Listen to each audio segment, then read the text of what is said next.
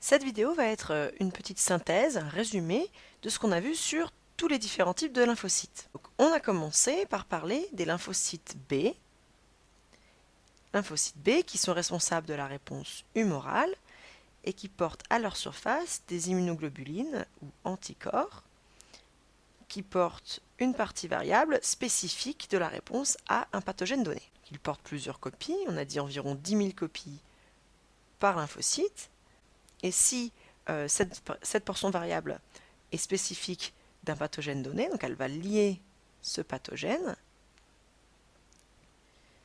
qui va alors être internalisé et digéré, et un antigène provenant de ce pathogène va être présenté au niveau de la membrane, au niveau d'une molécule du CMH2, et être disponible pour permettre à un lymphocyte T auxiliaire, donc lymphocyte T auxiliaire, lui-même spécifique de cet antigène donné, de cette association antigène CMH2, de reconnaître cet antigène et de stimuler l'activation du lymphocyte B.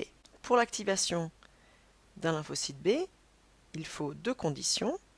D'abord, la liaison du pathogène, la liaison au niveau de l'antigène reconnu. Et en général, ce n'est pas suffisant pour l'activation, il faut en plus la stimulation par un lymphocyte T auxiliaire, qui est spécifique du même pathogène. Lors de l'activation, on a production de cellules mémoire, qui vont permettre une réponse rapide la prochaine fois que l'organisme est exposé au même pathogène, et des cellules effectrices. Donc les lymphocytes B effecteurs, ce sont les plasmocytes. Les plasmocytes qui sont, on l'a vu, les usines à anticorps. Ils fabriquent massivement les anticorps qui vont être sécrétés dans la circulation. Et au niveau des lymphocytes T, on avait deux catégories. Alors, je vais ajouter quand même quelques détails dont on n'a pas encore parlé.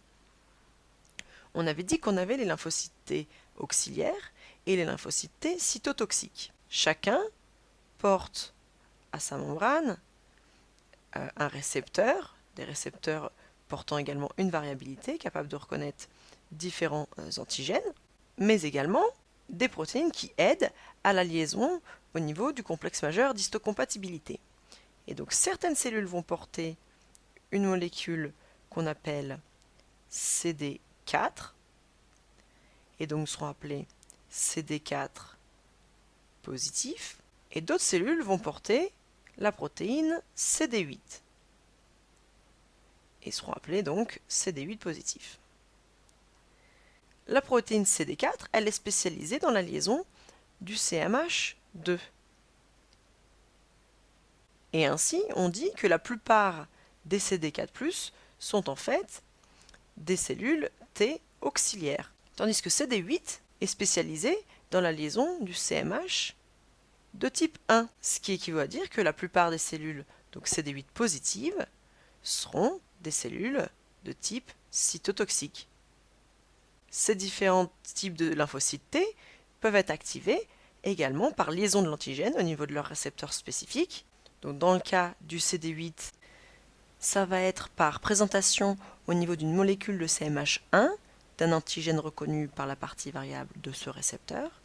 Cela s'effectue par une cellule de l'organisme qui aura été infectée par un pathogène et qui en aura extrait un antigène qu'elle présente au niveau de son CMH1 et qui va déterminer une réponse immunitaire de type cellulaire médiée par les cellules cytotoxiques. Au niveau des CD4+, ce sera par liaison d'un complexe de CMH2 présentant également un antigène spécifique de la partie variable, et ce sera effectué par une cellule spécialisée dans la présentation de l'antigène, telle qu'une cellule dendritique, qui aura phagocyté un tel pathogène. L'activation, de la même manière, va générer des cellules mémoire, prêtes à réagir rapidement. Elles sont présentes en grand nombre, elles durent longtemps, elles sont préparées à répondre rapidement et efficacement à la prochaine rencontre du pathogène, et des lymphocytes effecteurs, qui, dans le cas des lymphocytes auxiliaires, sécréteront des cytokines capables de lancer l'alarme et de stimuler l'activation des autres lymphocytes. Et dans le cas des lymphocytes T cytotoxiques, ce sera par la sécrétion d'autres types de molécules qui seront toxiques et qui auront pour effet de tuer les cellules identifiées comme mauvaises. Ça peut être des cellules cancéreuses, ça peut être des cellules infectées par un virus.